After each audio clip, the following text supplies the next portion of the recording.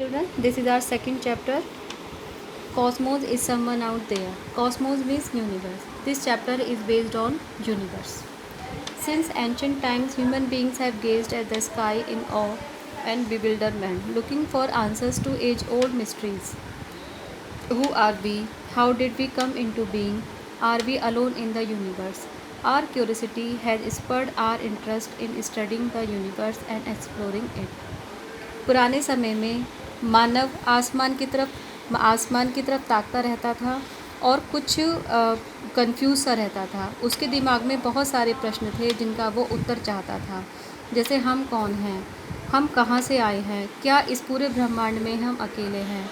हमारी इसी क्यूरियोसिटी को यानी कि हमारी इसी जिज्ञासा को एनकरेजमेंट मिला और हम में इंटरेस्ट पैदा हुआ कि हम यूनिवर्स की स्टडी करें और उसकी खोज करें।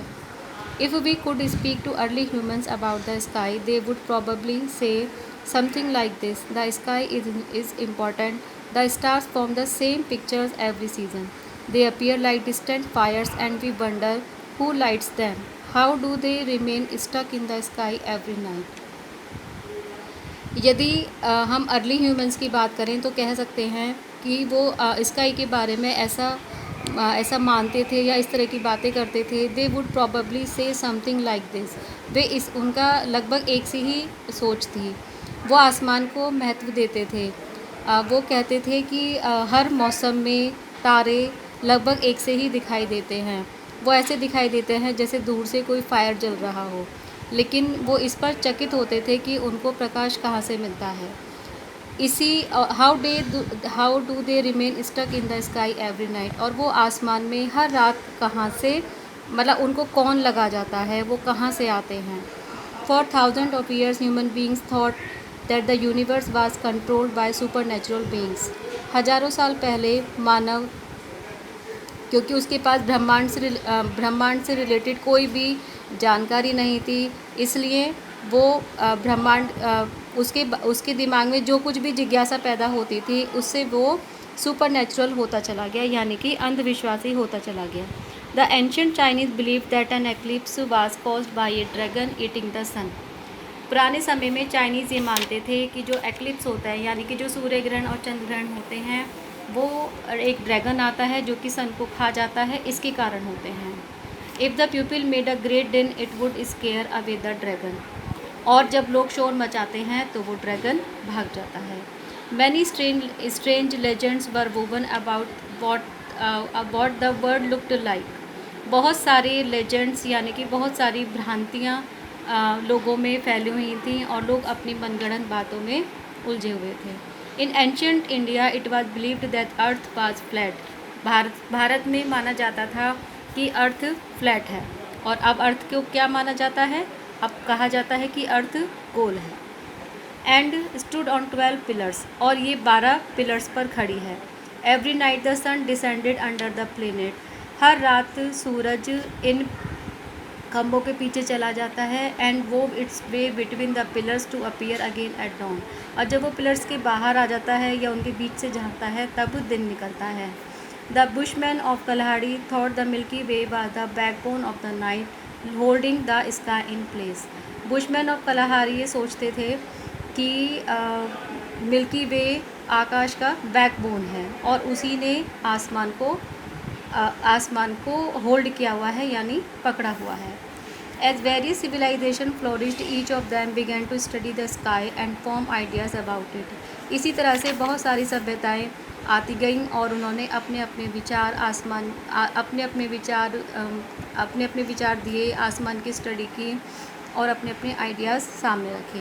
People began to slowly move away from myth and legends towards science.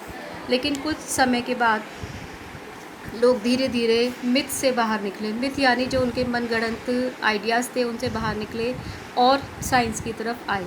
Many ancient civilisations came up with different ways of mapping the stars. बहुत सारी प्राचीन सभ्यताएं आई जिन्होंने कि तारों के बारे में गणनाएं की।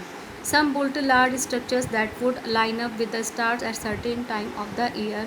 Stonehenge in Britain is the best known of the many prehistorical stone circle observation sites This search for new knowledge about the stars gave birth to the science of astronomy.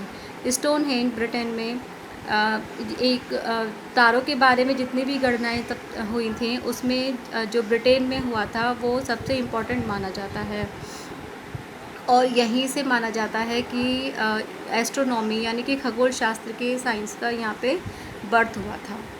Almost 2000 years ago, Ptolemy, an ancient Greek astronomer, suggested that Earth was the center of the universe. लगभग 2000 साल पहले पिटोलमी जो एक ancient Greek astronomer थे उन्होंने suggest किया था कि पृथ्वी यूनिवर्स के केंद्र में है यानी कि बीच में है. And all heavenly bodies circled around it और सभी हेवनली बॉडीज़ उसके चारों ओर घूमती हैं. पिटोलमीज जियोसेंट्रिक अर्थ सेंटर्ड.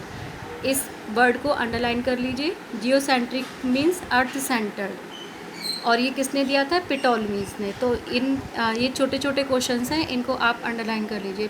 पिटोलमी की जियोसेंट्रिक यानी कि अर्थ सेंटर्ड बेस्ड थ्योरी को ये लगभग 1400 साल तक इसने डोमिनेट यानी कि पावरफुली वर्क किया. In the early 16th century 16वीं शताब्दी में Copernicus placed the sun at the centre of the solar system. 16वीं शताब्दी में कोपरनिकस नाम के साइंटिस्ट हुए थे जिन्होंने ये बताया था कि पृथ्वी नहीं बल्कि सन यूनिवर्स के केंद्र में है और सभी सोलर सिस्टम उसके चारों ओर घूमते हैं. But his idea was not made public. लेकिन उनका ये आइडिया पब्लिक नहीं हुआ यानी कि पब्लिक लोगों के बीच में नहीं आया. A few years later, Galileo published his theory of the heliocentric यानी कि sun centred solar system based on his astronomical observations. कुछ साल बाद गैलीलियो ने उनकी इस थ्योरी को पब्लिश किया. किसकी थ्योरी को बताइए?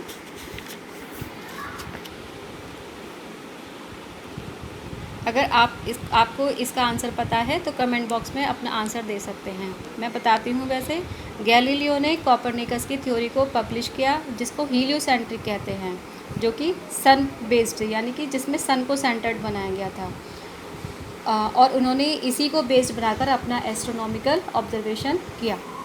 For challenging the accepted belief he was accused of and punished for heresy. क्योंकि पहले हम पढ़ चुके हैं कि उस समय विज्ञान इतना मॉडर्न नहीं था, लोगों ने तब तक इतनी खोज नहीं की थी, तो लोग बहुत सारे अंधविश्वासों से घिरे हुए थे. इसलिए उनकी इस थ्योरी को कुछ लोगों ने पसंद नहीं किया जिसके कारण उनको पनिश किया गया. Johannes Kepler, a contemporary of Galileo, later established that the planets moved around the sun on elliptical orbits. Johannes Kepler जो कि गैलीलियो के समकालीन थे, उन्होंने बाद में इसको एस्टेब्लिश किया. उन्होंने गैलीलियो की थ्योरी को एस्टेब्लिश किया कि प्लैनेट्स ही सन के चारों ओर चक्कर लगाते हैं और इलिप्टिकल ऑर्बिट्स यानी कि अंडाकार कक्षा में घूमते हैं. Although it took time for people to accept this new idea.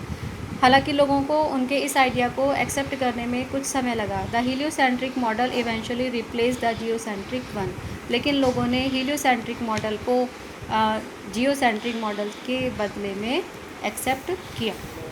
After the invention and development of the telescope our knowledge of the heavens grow by leaps and bounds. Telescope के invention के बाद हमारी knowledge या हमारी जानकारी heaven's के बारे में सारे बाउंड्स को तोड़ती गई या हमारी नॉलेज बहुत तेज़ी से बढ़ती चली गई. Galileo was among the first to use a small homemade telescope to peer at the stars. Galileo उनमें से पहले थे जिन्होंने कि एक छोटा होममेड